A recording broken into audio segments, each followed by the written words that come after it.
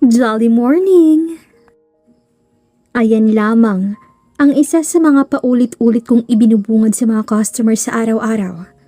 Hindi nakakasawa, ngunit nakakangalay-ngalang sa panga dahil kinakailangang hindi mawala ang ngiti sa iyong labi. Magandang araw po. Itago niyo na lang ako sa pangalang Maris. 30 years old na po ako ngayon. Ngunit maaga palang nabuksan ang aking mga mata. Dahil sa kagustuhang may taguyod ang kambal kong anak mula sa anak ko. Sa pagkadalaga ay mapipilitan akong kumapit sa nakakasugat na patalim. Ngunit bago ang lahat ng yun, narito ako upang lakas loob na ikwento sa inyo ang aking naging karanasan. Masaklap, masalimuot at nakakatakot. Puno ng pamamaliit, panghusga at buong buhay ko'y nakakulong na ako sa kahihiyan dahil sa kasalanang hindi ko kailanman naisip na pagsisisihan. Sa edad na 17 ay bumukaka na ako. Hindi pa ako mulat sa realidad, ngunit aminadong napariwara ako at naligaw ng landas. Hindi ko pa sineseryoso ang buhay noon at buong akala ko na isa lang itong laro na pwede akong umayaw kapag napagod ako. Hiwalay ang mga magulang ko, Ate Kat. Nasa poder ako ng nanay ko ngunit hindi ko naman naramdaman ang presensya nito. Dahil sa paulit-ulit kong nakikita at naririnig ang naging normal na lang sa akin ang ganoong karanasan, ang gawaing mag-asawa. Gabi-gabi kong naririnig ang boses ni nanay na para bang kinikiliti kasabay ng salita ng ungol nilang dalawa. Maliit lang ang bahay namin at plywood lang ang harang. May kinakasama na kasi si nanay ngayon na isa pang manyakis. Dinig na dinig ko ang kakaibang tunog, ang murahan nila at mga pag-unos o ungol. Sa katunayan, ay nakasanayan ko na ito na siyang naging pampatulog ko na rin. Bilang lang siguro sa isang linggo na makakatulog ako ng tahimik, ayun ay kung magkaaway sina nanay at ang stepdad ko. Nakakapag-aral pa ako pero parang ako na lang din ang tumutusto sa sarili ko. Bata pa po ako, Ate Kat, at natuto na akong magbalat buto. Napabarkada ako at medyo nawala ang focus sa pag-aaral. Ngunit hindi sa pagmamayabang, ay kasali ako sa mga naging top-notchers noong seryoso pa ako sa aking pag-aaral. Maris, tara kating! May inuman daw doon kina Juan. Aya sa akin ng kaibigan kong si Myra. Oh, sige ba? G agad ako dyan. Sino-sino ba tayo? Tayo-tayo lang at iba pang mga tropa. Baka may kasama rin sila. Sambit naman ni Miriam. Yan ang gusto ko. Huy, huwag kang masyadong maharot ha. At baka umatake na naman yung allergy mo sa hita kapag nalalasing. Pabiro nitong sabi. Napaisip naman ako sa sinabi ni Miriam dahil wala naman akong natatandaang allergy ko. Huh? Anong allergy? I mean, bumubuka ka pa naman yan kapag lasing. Malakas itong tumawa. Napabarkada ako sa mga taong aaminin kong nagka-impluwensya sa akin ng husto sa mga masamang gawain. Hindi ko rin sila masisisi at hindi ko ito pinagsisisihan dahil nararamdaman ko ang comfort sa kanila na hindi ko na mahanap kahit kanino pa. Hindi ko inakalang ang biro ni Miriam ay magkakatotoo. Nang gabing yun ay isa sa hindi ko makakalimutang karanasan na naranasan ko. Doon ko nakilala si Jack, ang dapat ama ng kambal kong anak. Alam kong lasing na ako ng mga oras na yan, pero hindi ako manhid at ramdam na ramdam ko ang pagiging mainit sa akin ni Jack. Pasuna-pasuna ako sa kanyang titig mula paa hanggang ulo, kung saan binibigyan niya pa ng mas matagal na titig ang aking dibdib at magandang katawan. Alam ko ang nais mangyari ni Jack, ngunit natutukso na rin ako sa kanyang mga tingin, dahilan upang tuluyan akong bumigay. Hindi ko inisip kung ilang taon ako ngayon at kung hinahanap na ba ako ng mga magulang ko. Tanging lasa lang ng alak ang natitikman ko at ang mainit na titig ni Jack. Ang lalaking Hindi ko naman talaga kilala. Baka atakihin ka ng allergy mo, Mars, ha? Pabirong sabi ni Miriam. Oo, kanina pa gustong bumuka ng aking mga hita. Sira, ikaw yata tong lasing na eh. Bangag kong sabi sa kanya. Tinawanan na ako nito't itinuloy ang pagkikipagtsuktsakan sa lalaking hindi niya rin kilala at sa hinuha ko'y kaibigan ni Jack. Ang kaninang mainit na tingin ni Jack ay nasimulan ko nang maramdaman nang ipasada niya ang kanyang kamay sa aking hita. Bahagya akong nakiliti at para bang nakuryente.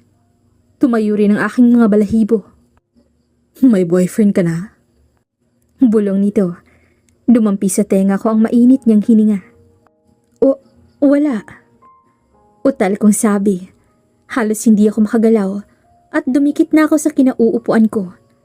Narinig ko ang mainit niyang tawa at bigla na lang akong napatili nang pisilin niya ang aking hita. Mabuti na lang at lasing ng mga kaibigan ko kaya't hindi na nila ako narinig pa. Tumayo si Jack. Nakita ko ang pagsenyas nito. Gustuhin ko mang iwasan siya, ngunit ano pa nga ba ang magagawa ko kung pati ako ay nahulog na sa tukso? Opo, ako'y wala pa sa legal na edad noon. Pero dahil sa environment na kinapapaligiran ko naging curious na ako sa posibleng mararamdaman ko. Naglakad kami ni Jack ng paggewang-gewang dahil sa kalasingan papunta sa CR. Hawak niya ang aking bewang at hindi siya tumitigil kakahalik sa akin habang naglalakad kami. Gayun din ay halos lumambitin na ako sa kanyang leeg. Hindi ko alam kung anong CR ang pinasukan namin. Sa male ba o sa female? Kaagad akong idinikit ni Jack sa pader ng CR. Natanaw ko namang sarado na ang pintuan. Pagkasandal ko'y agresibo niyang hinubad ang aking mga suot. Hinalikan ako sa leeg at naglakbay kung saan ang kamay. Kuhang-kuha niya ang kiliti ko at ayun pa lang ang nagagawa namin ay masasabi ko ng masarap na experience ito. Pinaglaruan niya ang aking magkabilaang dibdib. Hindi sa pagbubuhat ng bangko, ngunit ito ang kapansin-pansin sa akin. Ang dibdib at matambok na puwet. Hindi ko na matandaan ang ilang detalye noong gabing yun. Ngunit sigurado akong may nangyari sa amin. Napakalabo na ng paningin ko't sobrang sakit na ng ulo ko hanggang sa tuluyan na akong walang maalala. Napabalikwas ako nang tumama ang araw sa aking mata. Natagpuan ko ang aking sarili na nakahiga sa kama na walang suot na kahit ano. Ngunit nang hinanap ko ang lalaking kasama ko kagabi, ay wala na akong natagpuan. Ako na lang ang naiwan sa hindi ko malamang lugar. Walang alam, masakit ang pagkababae at halos magsisi. Mabilis kong hinanap ang cellphone ko. Hindi ko na alam ang gagawin. Hindi ko nga alam kung nasaan ako ngayon. Natagpuan ko ang aking cellphone na nasa sahig, ring ng ring. Biglang pumasok sa isip ko na sina nanay at tatay na hindi ko naman inalala kagabi. Mabilis kong dinampot ang cellphone at nakita kong tumatawag ang nanay. Pinatay ko ito at tiningnan ang sandamakmak nilang mensahe. From nanay, 7 p.m. Nak, hindi ka pa ba uuwi? Nagluto na ako ng ulam. Hinihintay ka na ni tatay mo. 8 p.m. Traffic ba, nak? Or may ginagawa kayo ng mga kaklase mo? Ingat ka sa pag-uwi, ha? 8:30 p.m. Bakit wala reply? Nasaan ka ba? Tatawagan ko mga kaklase mo, nak. 8:42 p.m. Wala na sagot. Punta na kami ni tatay mo sa school, ha? Sana bukas pa. 10 p.m. Maris, umiiyak na ako. Wala ka na. San na kami napadpad ng tatay mo? Nasaan ka ba? 10:30 p.m. Nag-chat na ang friend mo na nag-overnight daw kayo. Hindi ka nagpapaalam, nak. Ingat ka. Uwi ka ng maaga. 6 a.m. Hindi ka pa ba uuwi, nak? Nagluto na ako ng almusal. 7 a.m. Pumasok na ang tatay mo. Ingat ka sa pag-uwi nak ha. Hindi lang yun. Dahil marami pang missed calls. Halos mapaupo ako sa kama dahil sa guilty. Hindi ko rin naisip ang dahilan kung bakit napasubo ko sa ganoong klaseng sitwasyon. Naaawa ko kay nanay na kagabi pa ako hinihintay. Gayun din, ay tinadtad na ako ng messages ng mga barkada ko. Nagtatanong kung nasaan ba ako. Pero wala man lang akong kahit anong natanggap mula kay Jack. Oo, kakakilala pa lang namin pero sana hinanap niya man lang sa mga kaibigan ko ang FB account ko. Mag-aalas 10 na ako nang makauwi sa bahay. Sarado rin ang club at mabuti may nakita akong janitor. Kung hindi ay hindi pa ako makakalabas dito.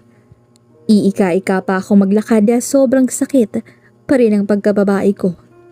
Para akong baliw na naglalakad at hindi alam kung saan pupunta. Hindi ko lubos maisip na aabot ako sa puntong magiging ganoon ako. Ilang beses kong pinatunayan sa sarili kong iba ang barkada ko sa iniisip ng ibang tao. Ngunit nagkakamali ako. Lubos nila akong naimpluwensyahan sa mga gawaing hindi ko pinangarap na maranasan. Akala ko ay totoong sinasabi nila. Tikim-tikim lang. Dahil hindi makukumpleto ang high school life mo kung hindi ganito. Ngunit naparami ako. Nasobrahan hanggang sa pumunta sa pangyayaring hindi ko kailanman makakalimutan. Nang makauwi, ay nadatnan ko si nanay na nasa sofa nakaupo. Pero pikit ang mga mata habang hawak-hawak ang cellphone niyang wala ng battery. Hindi ko alam kung paano i-approach si nanay. Bigla itong nagising nang maramdaman niya ang aking presensya. Maris, nandyan ka na anak. Kamusta? Natapos niyo ba ang gawain ninyo? Nakatulog ka ba ng maayos? Kumain ba kayo? Ay, bakit hindi ka kasi nagpapaalam bata ka? Nag-alala ako. Napaka-overacting ko tuloy kagabi at pumunta pa ako sa school ninyo. Pero sarado na rin.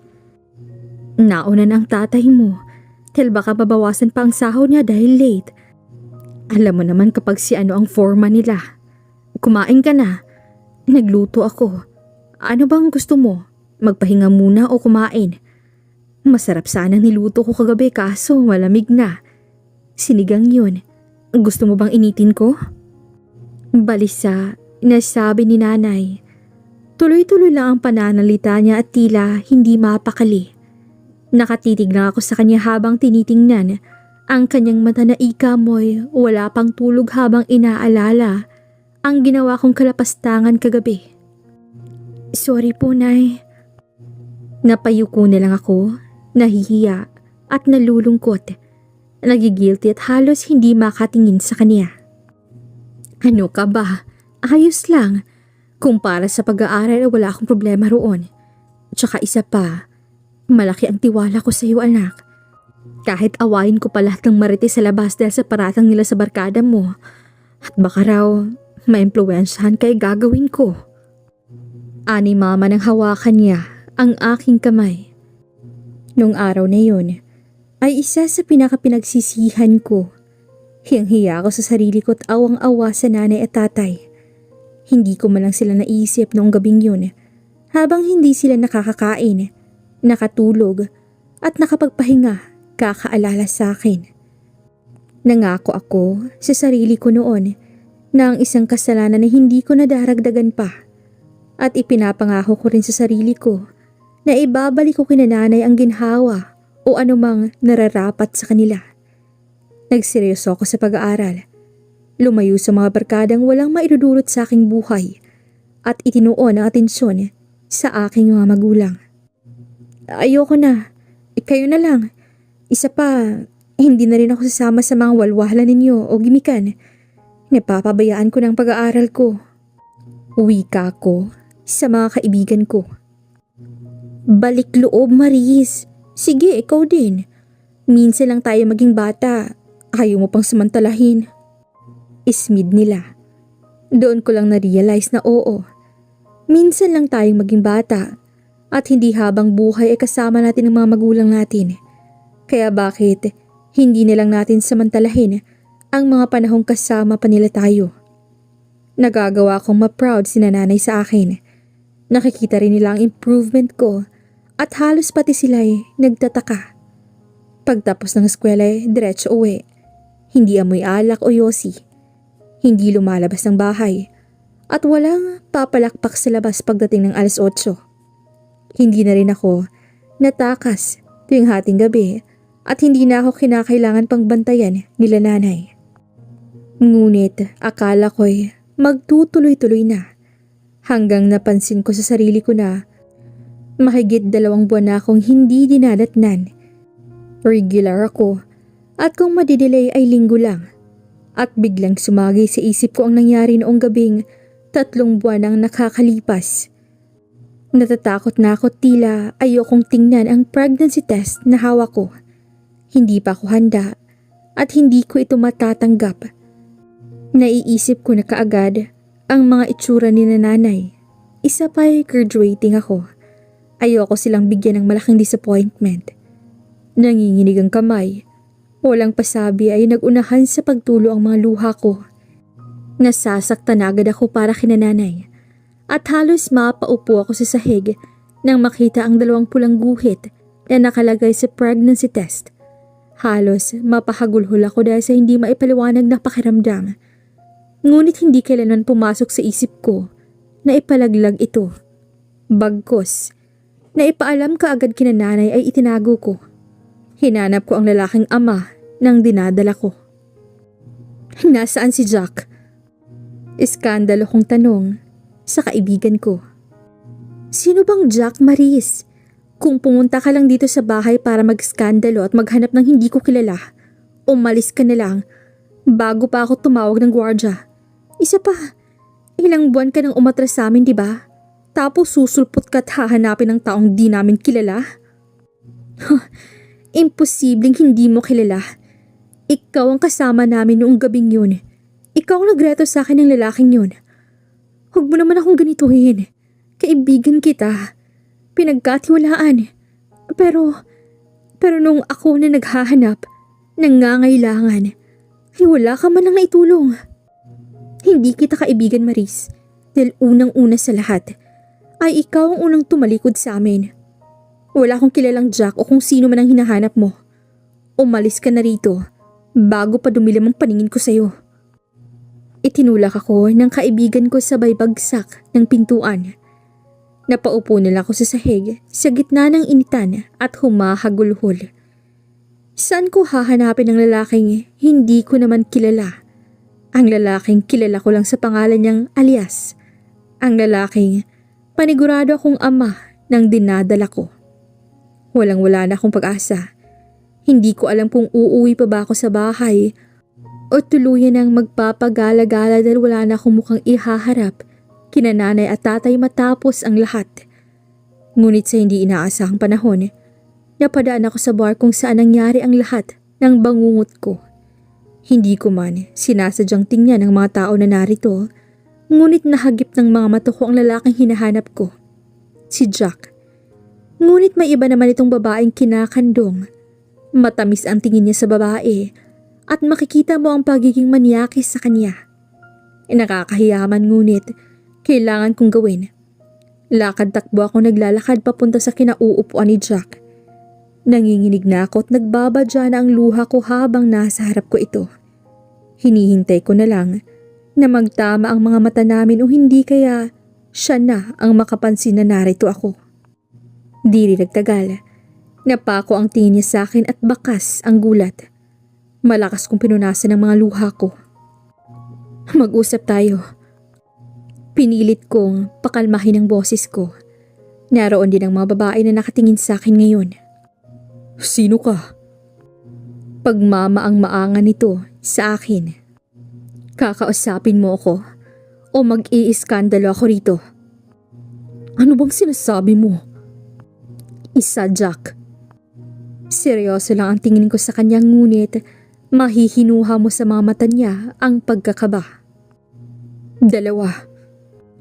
Pagbibilang ko.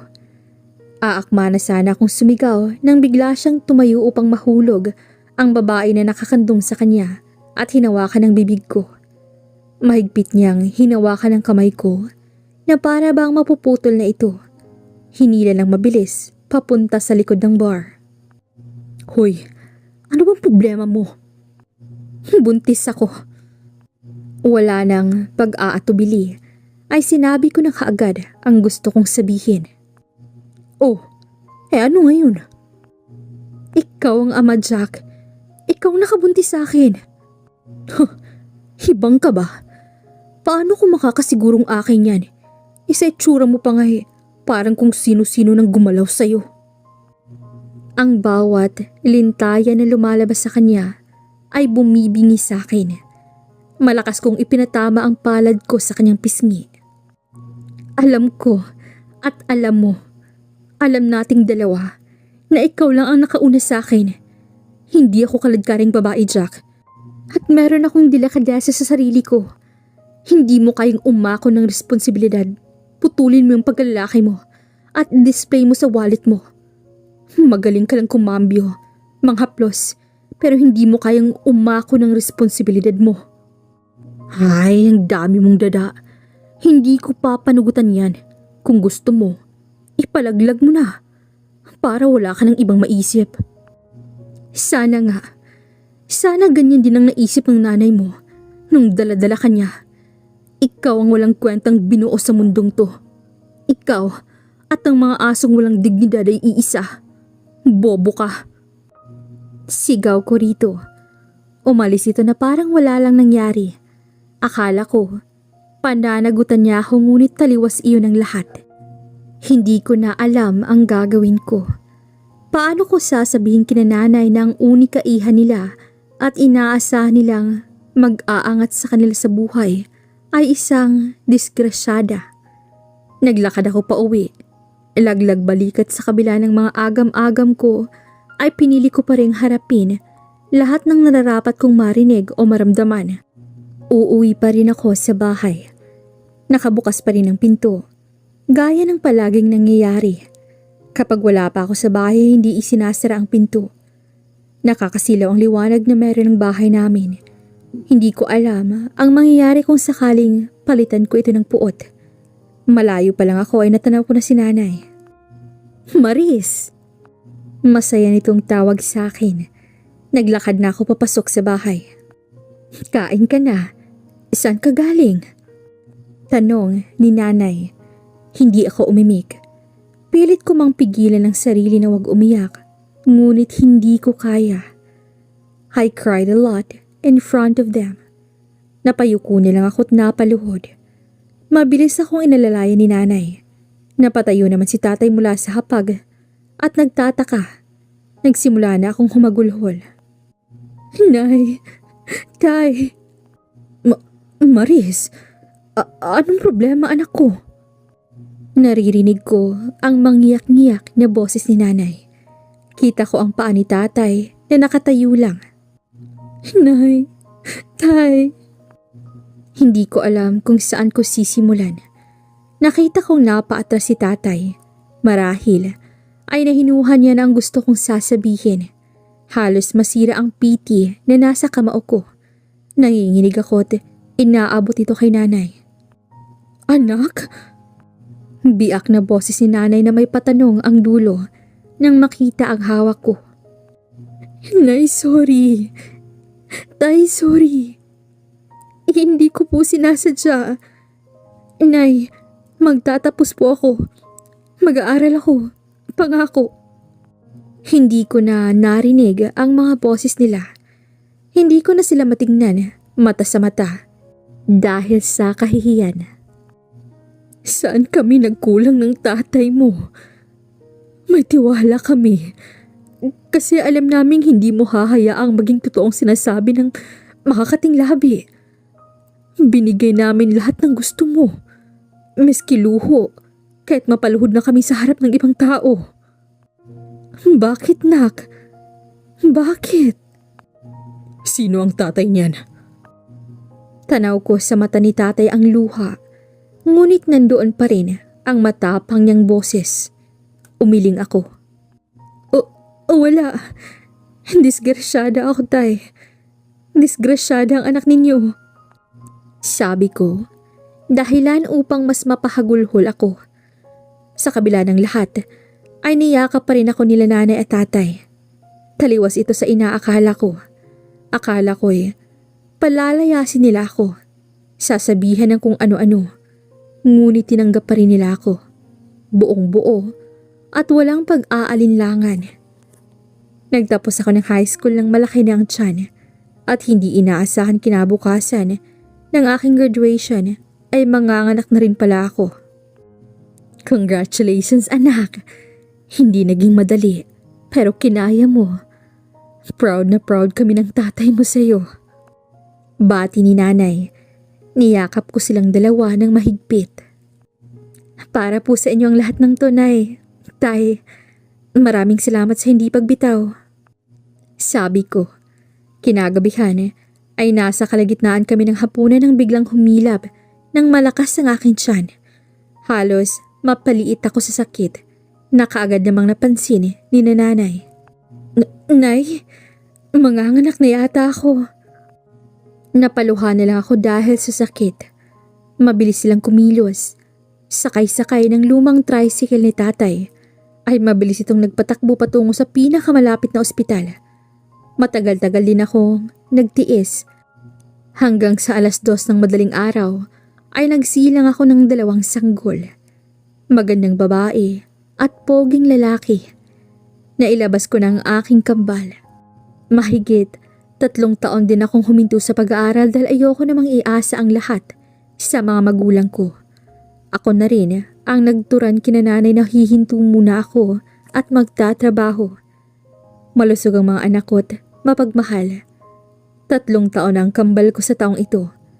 Parehas silang may kanya-kanyang ugali. Ang babae kong anak ay may pagkamaldita, ngunit malambing. Ang kuya niya naman, na mas naunang lumabas ng ilang minuto, ay may pag-iisip na hindi normal sa edad niya. Dahil sa pagka-matured at mapagmahal na kapatid at kuya.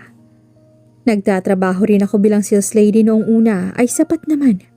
Pero ngayon ay hindi na pwedeng i-breast milk ang mga bata dahil kailangan na rin nila ng pagkain para sa edad nila. Dagdag pa rito ay hindi na sasapat ang sahod ko nang magsimula ang krisis sa aking buhay. Kaya dito na ako napilitang kumapit sa patalim. Nagtatrabaho ko sa store. Malaki ito at hindi bababa sa 15,000 ang kita kada araw. Siguro pinakamababa na yan. Gayun din ay mayroon kaming amo na lalaki na masyadong matinik sa mga babae. Noon pa lang ay nakikita ko na ang kanyang mga tingin sa akin, ngunit patuloy ko lang itong dinededma kahit na nababastusan ako para lang magkatrabaho.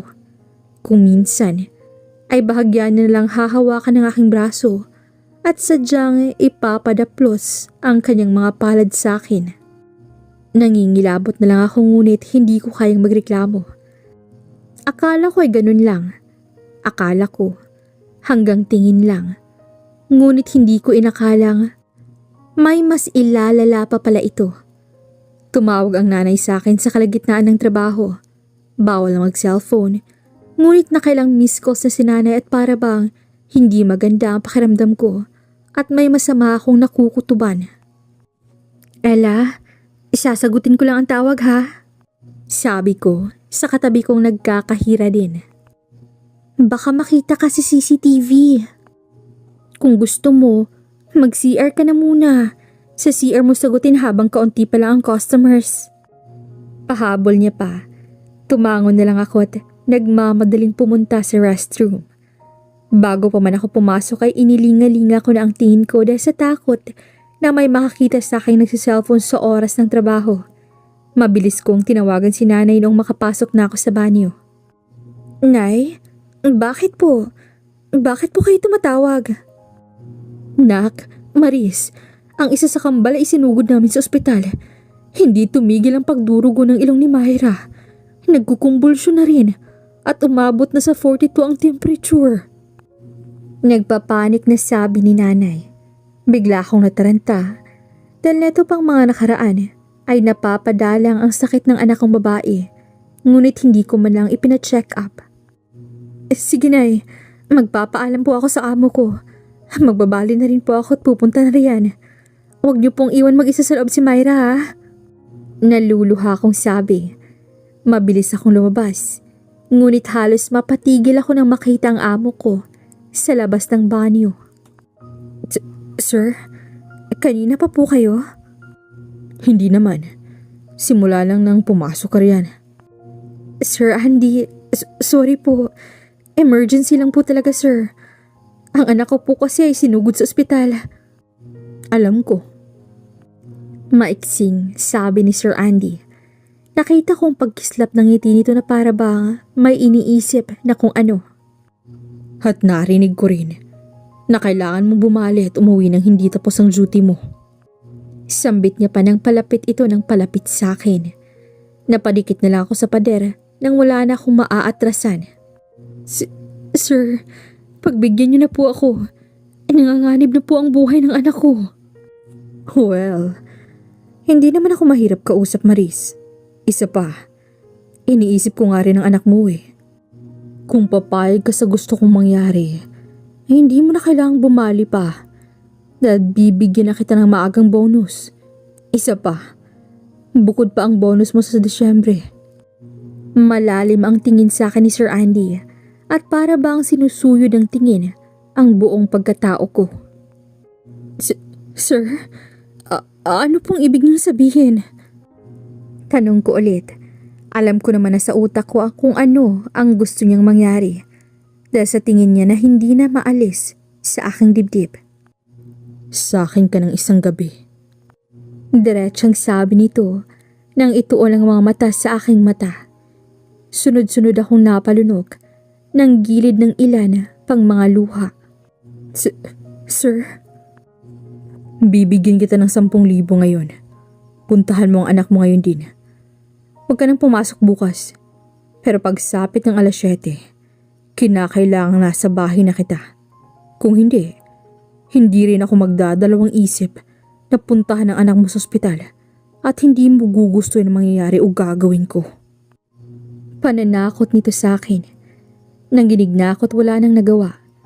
Hindi ako sumang-ayon at mabilis na kinuha ang pera. Naglakad ako palayo at nagmadaling umalis. Narinig ko pa ang huli niyang sinabi. Papayag ka rin pala. Pa-hard to get ka pa. Reese, ano nangyari?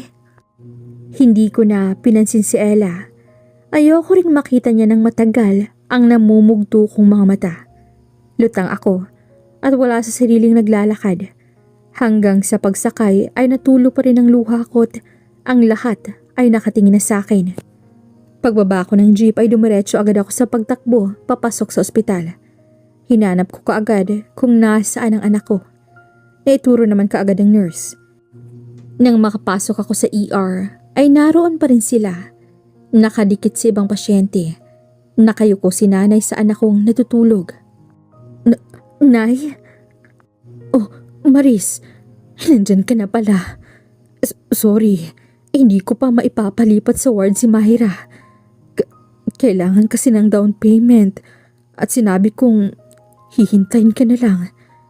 May dengue pala si Myra. Lumala na at muntik na niyang ikamatay. Nilagyan na rin siya ng oxygen.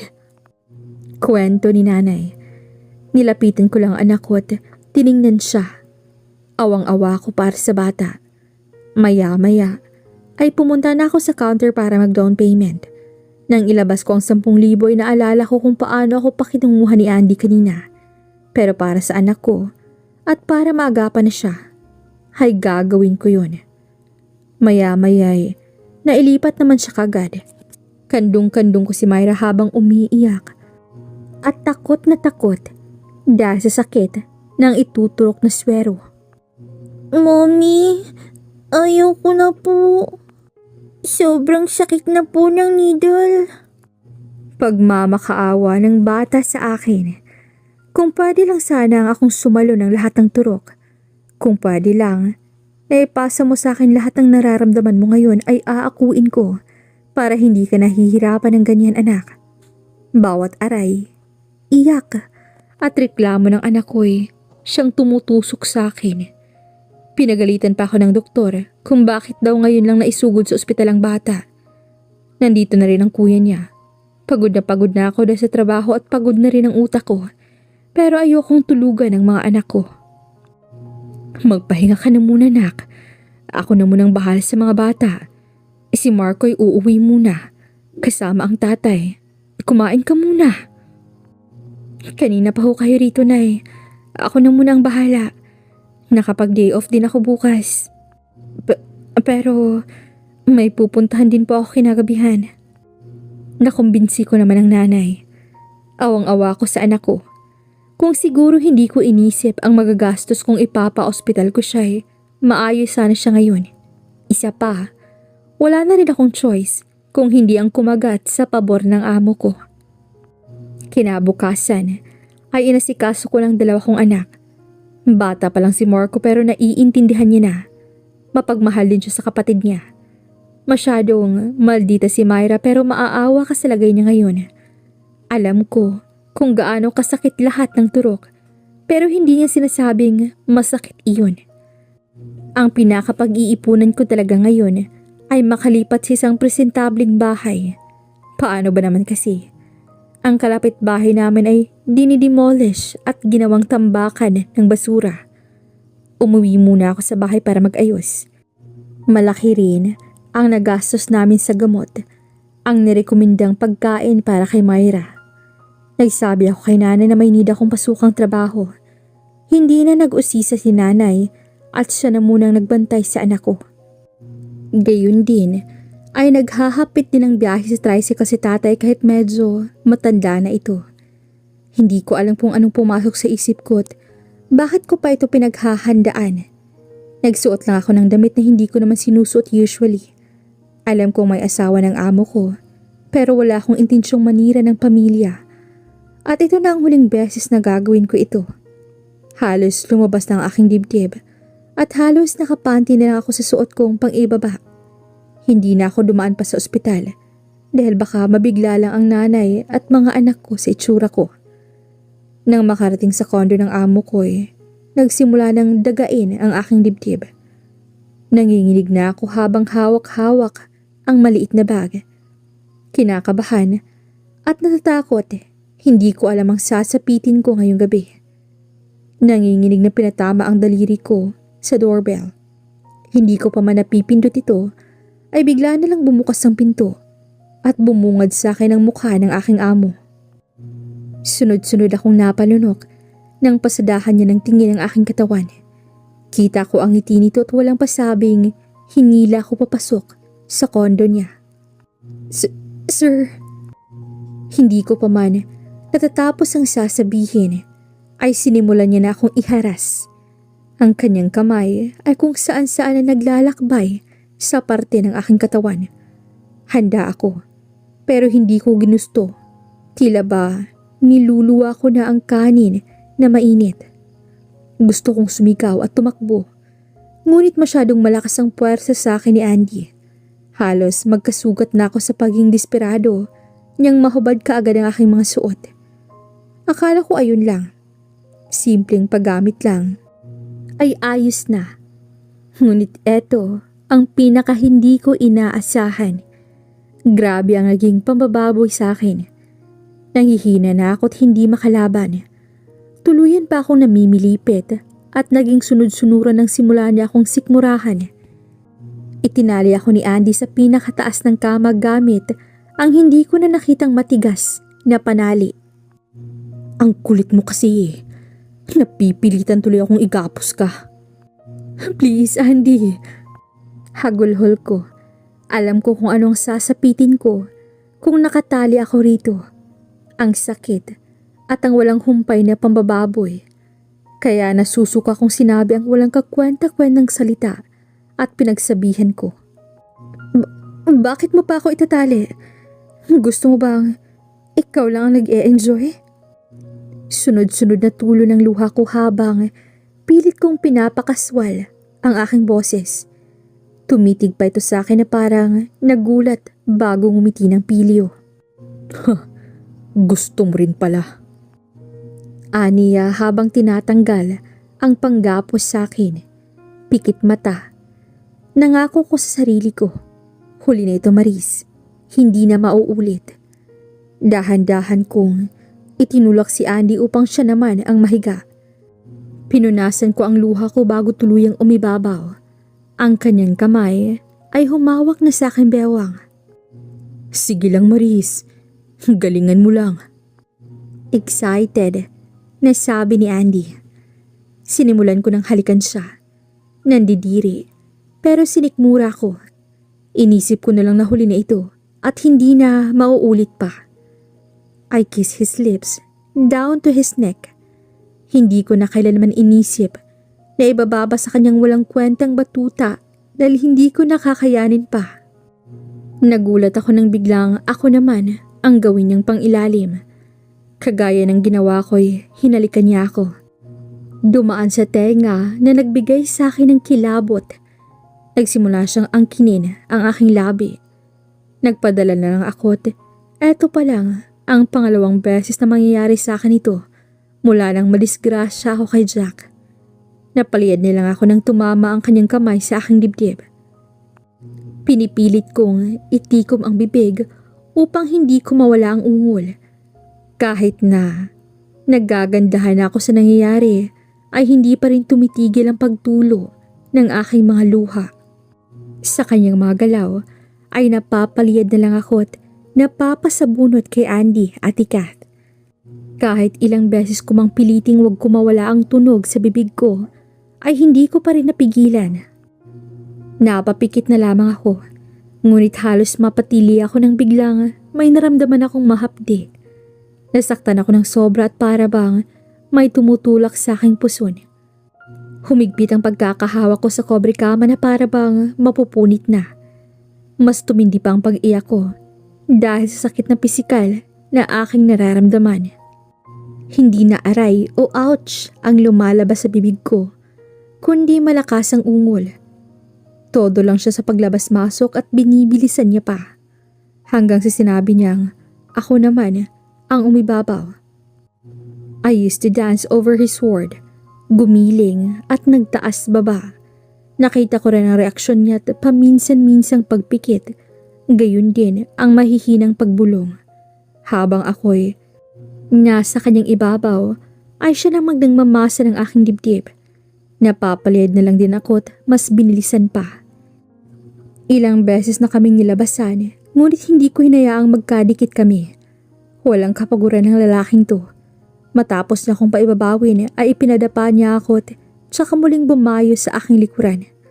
Iba't ibang pwesto pero nag-ingat ako na walang makapasok na kahit anong likido sa akin mula sa kanya. Ilang oras ang nagdaan ay pagod na. Parehas na lang kaming napahandusi sa kama. Nagulat ako nang bagsakan niya ng mga asul na pera ang aking dibdib. Mabilis ko tong kinuha dahil sa tutuusin ay kulang pa ito. Kakaiba ka, Maris. Akala ko nung una hanggang tingin na lang ako. Kung mauulit pa ito hindi lang ganyan ang matatanggap mong pera. Muli na lang akong napapikit. Hindi na ako nagpalipas ng gabi rito dahil hindi ko na masisikmura pang makatabi sa pagtulog ang lalaking ito.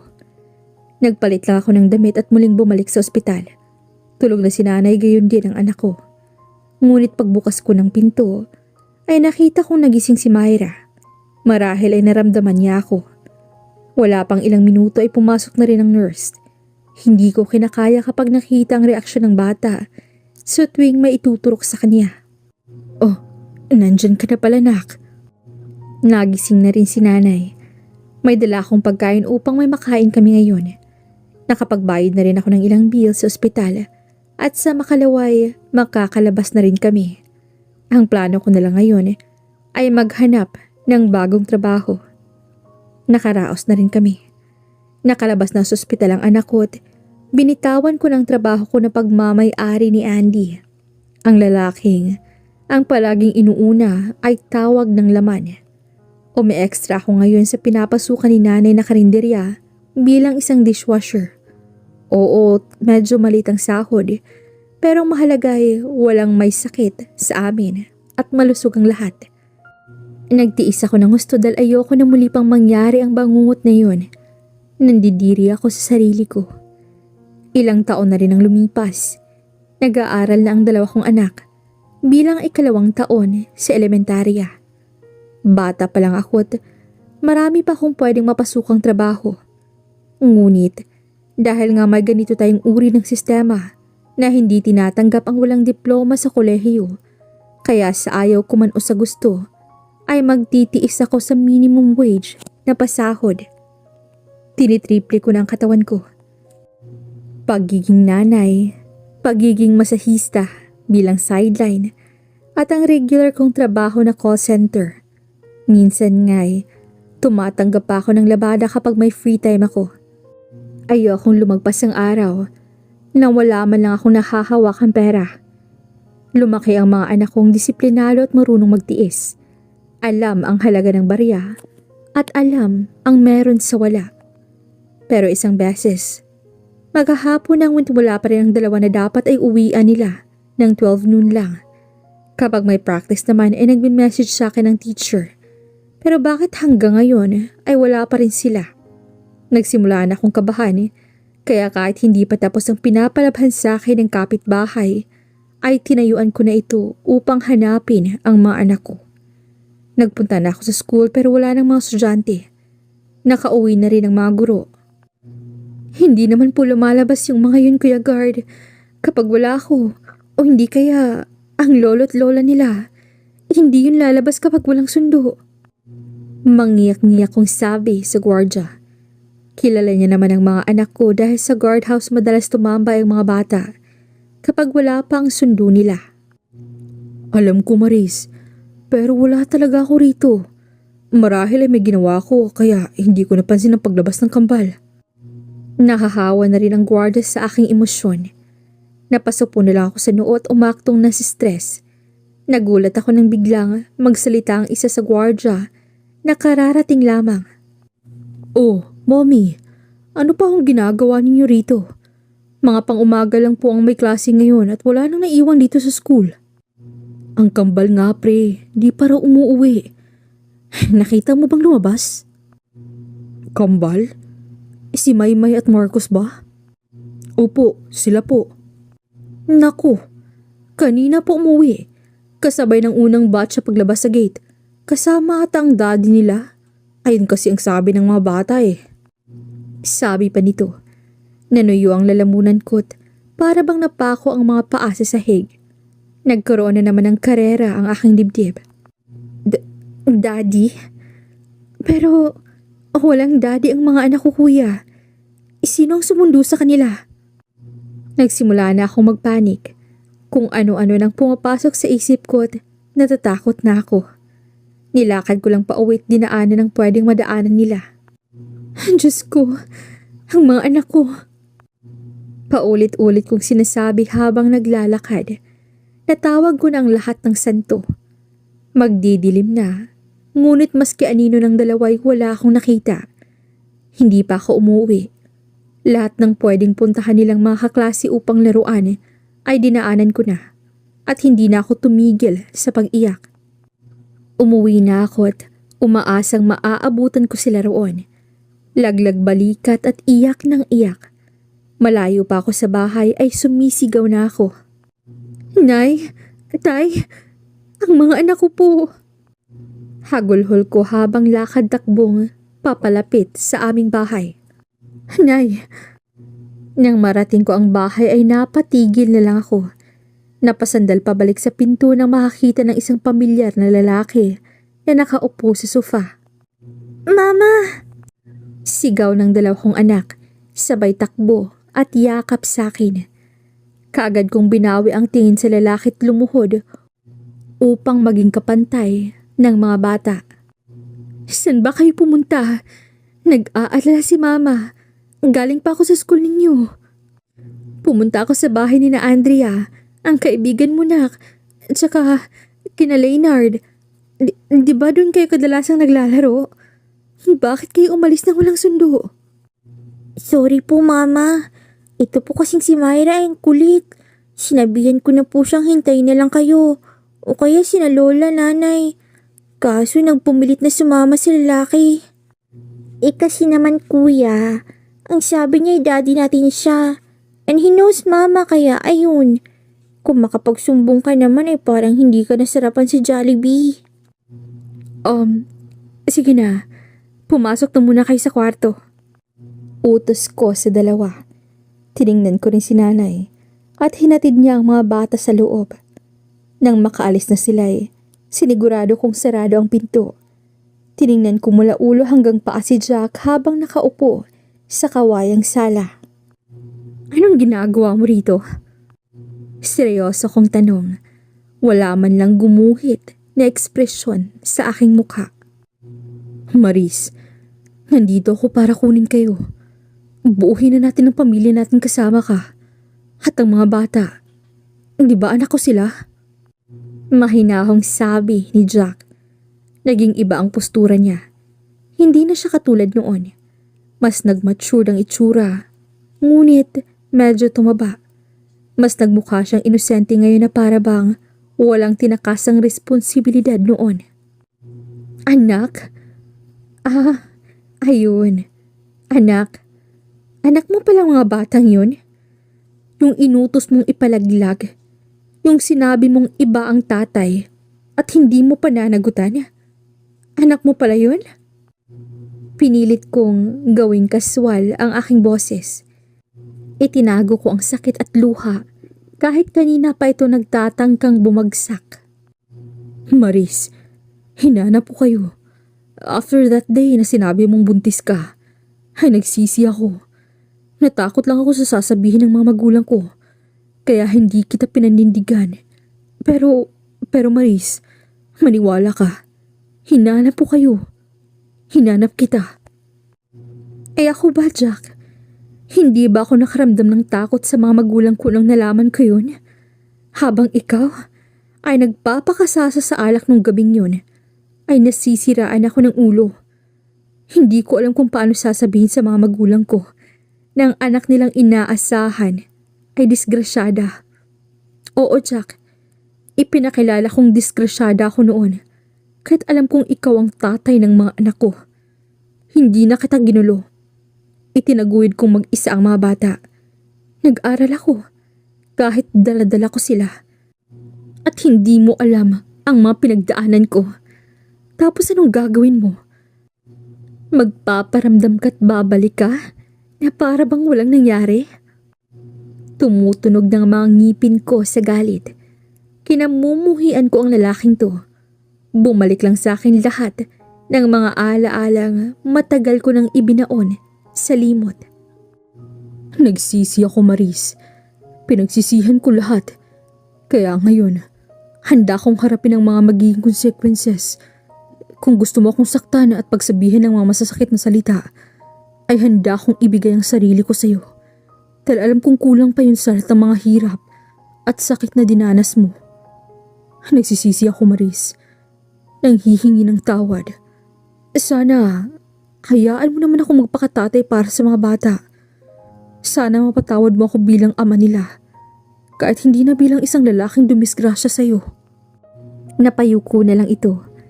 Kahit ako kung nasa sitwasyon niya, ako ay wala ring lakas ng loob na magpakita.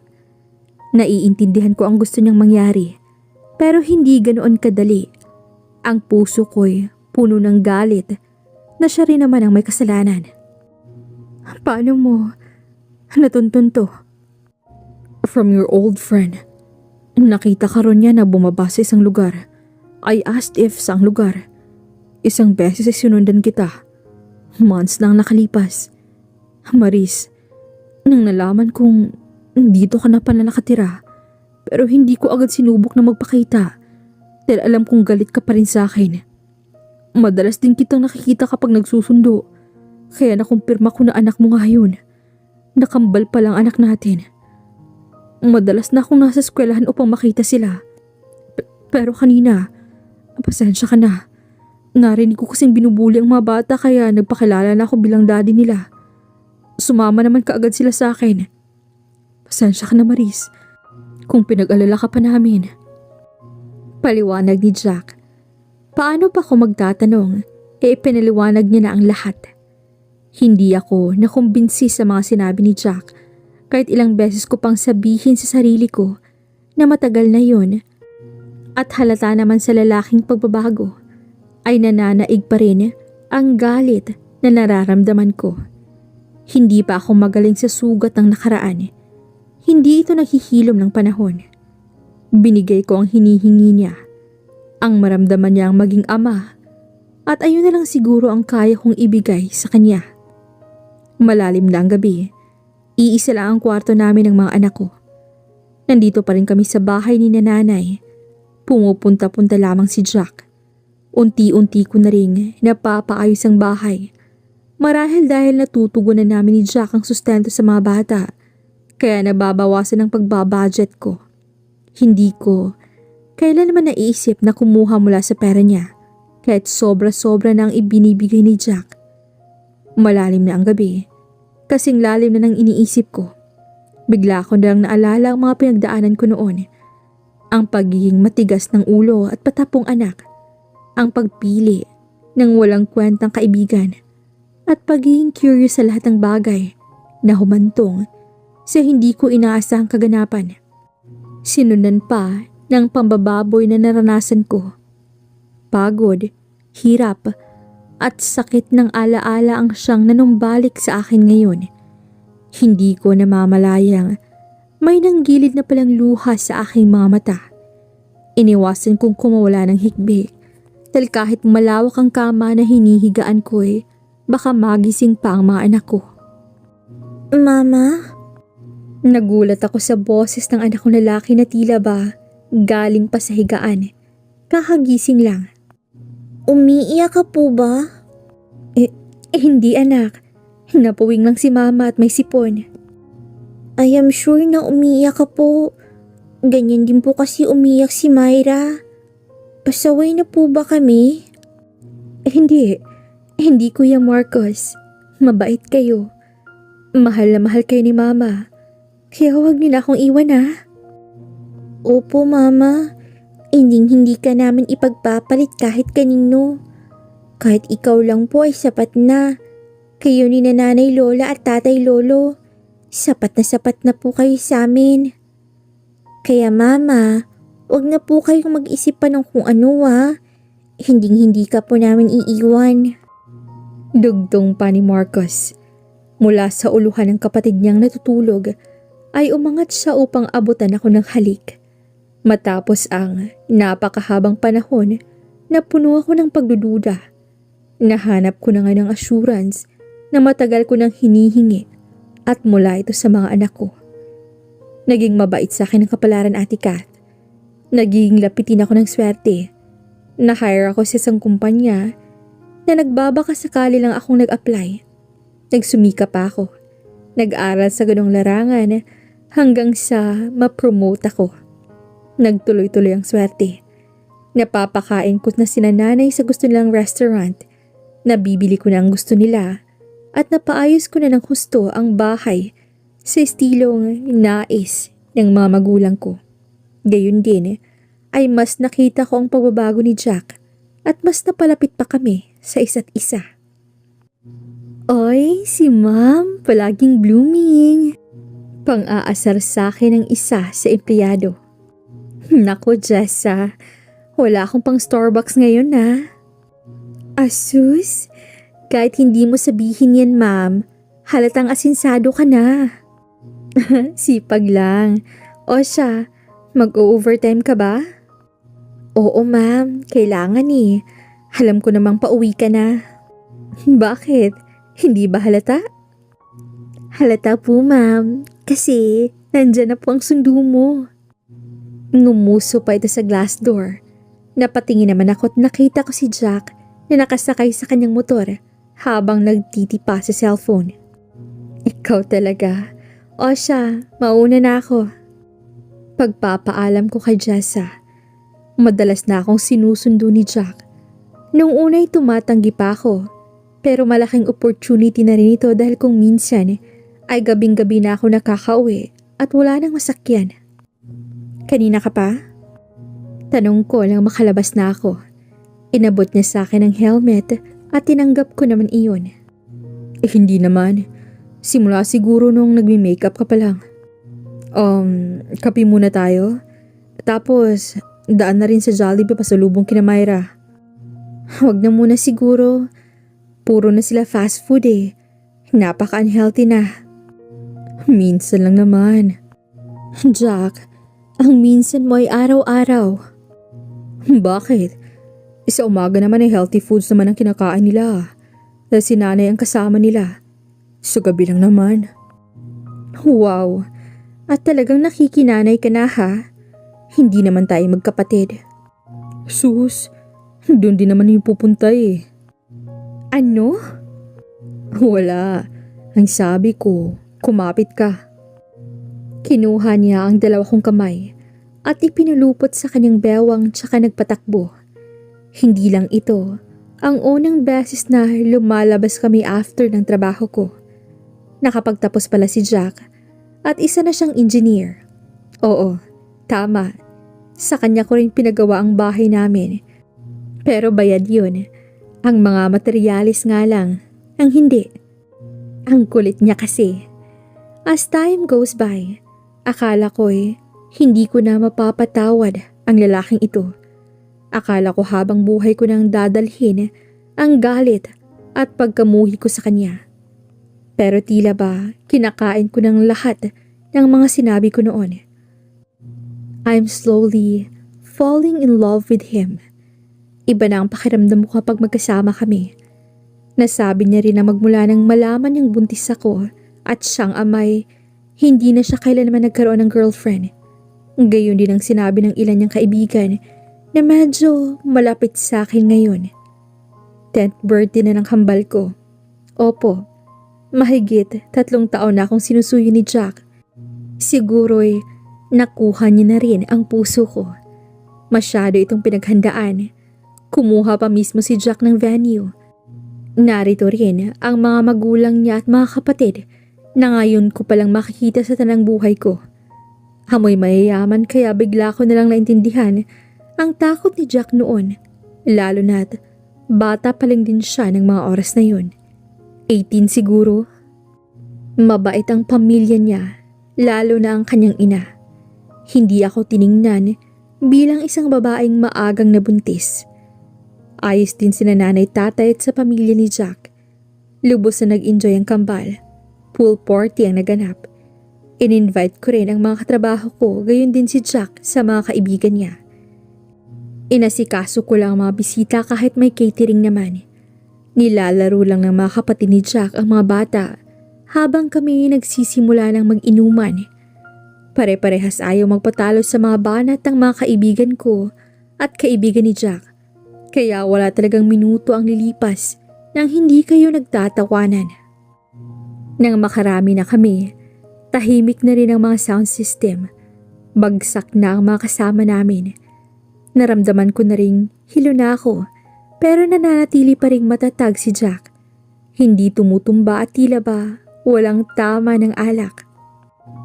Tutulog na ako, sabi ko sa kanya. Napatungo na lang ako sa lamesa dahil sa hilo. Naramdaman ko naman ang pagbuhat sa akin ni Jack, Ate Kat. At hindi na ako tumutol doon. Naglakad siya na para bang ang gaan-gaan ko lang hanggang sa maihiga na ako sa maluwag na kama. Komportable ka ba sa suot mong dress? Kaya mo pa bang magpalit para makatulog ka ng maayos? Tanong niya. May halo lang ng alak ang utak ko, pero hindi pa ako as in lasing. Hindi na ako sumasagot. Nadinig ko ang pagbuntong hininga ni Jack. Ay, sorry kung kailangan ko tong gawin, Maris. Wala akong intensyong kahit ano. Pero kasi baka hindi ka talaga maging komportable. Sunod-sunod na sabi ni Jack. Hindi ko na pinatapos ang susunod niya pang mga sasabihin at hinila ko ito papalapit sa akin upang halikan. Naramdaman ko ang paghinto niya. Nakapikit lang ako at maya-maya'y nararamdaman ko nang nanlalaban na ang kanyang mga labi. Hanggang sa ako na mismong humubad ng aking suot. Oo, hindi ako lasing at alam kong ginagawa ko. Hindi rin ito padalos-dalos o tawag ng laman. Bagkus, ginusto ko ito. Naghahalo na kami ngayon sa init ng aming katawan na kahit gaano kalakas ang aircon ay ramdam namin ang pawis. Parehas na kaming walang suot na kahit ano. At parehas na naming dinadanas ang pleasure. Si Jack ang tumatrabaho sa lahat. Ang ginawa ko lang ay dumaing, lumiyad-liyad at nag-enjoy. Hinalikan niya ang lahat ng parte ng aking katawan. Kumpara noon, ay mas naging gentle siya ngayon. Napakasarap ni Jack trumabaho at kahit ako'y nabigla sa kanyang performance. Ginalingan niya at kuhang-kuha niya ang lahat ng hinihingi kong pleasure. Hanggang sa mabigla ako nang may dahan-dahan na siyang ipasok sa akin. Kagaya ng palagiang nangyayari. Masakit sa umpisa, pero mai-enjoy mo na sa susunod pang mga paglabas-masok niya. We shared the love at that night. At nang gabing yun, ay pinagtapat ko na rin ang gusto kong sabihin. Jack, tinawag ko ito. Nakahiga ako sa kanyang braso. Mahal kita. Tanging nasabi ko. Ilang beses kong inaral ang mga sasabihin ko kung sakaling dumating ang ganitong sitwasyon. Pero ayun lang ang lumabas sa bibig ko. Naramdaman ko ang pagdampi ng labi ni Jack sa aking noo. Mahal na mahal din kita, Maris. Magmula noon, walang pinagbago. Mahal kita, Maris. At patawarin mo ako. Mahina niyang sabi. Hindi na ako sumagot at niyakap ko lang ito ng mahigpit. From that day, ay mas pinatibay na namin ang pagsisama. Nagpagawa kami ng isang bahay pampamilya. Pinilit ko ang nanay at tatay na lumipat kasama kami, ngunit sila na mismong tumanggi at sinabing, sa pagkakataong ito, Maris, ang sarili mo naman, ang pamilya mo naman. Matagal ka nang nakabawi sa amin ng tatay mo. Napakaswerte namin na nagkaroon kami ng anak na katulad mo. Ani nanay. At ngayong taon, 2024 sa Setyembre, ay nagbabalak na kaming magpakasal ni Jack. Payapa na kaming namumuhay. Ako, siya, at ang mga anak namin. Ngunit hindi namin kailanman nakalimutan ang una naming pamilya. Marahil ay naging martir ako sa muling pagpili kay Jack. Ngunit tao lamang ako, nagbibigay ng pagkakataon sa taong willing magbago. Naway, may natutunan po kayo sa aking kwento. Muli, ako po si Maris, ang dating disgrasyada na isa na ngayong milyonarya. Hindi naging mabuting anak, pero nagsumikap na itama ang aking mga naging kamalian. Salamat po sa pakikinig.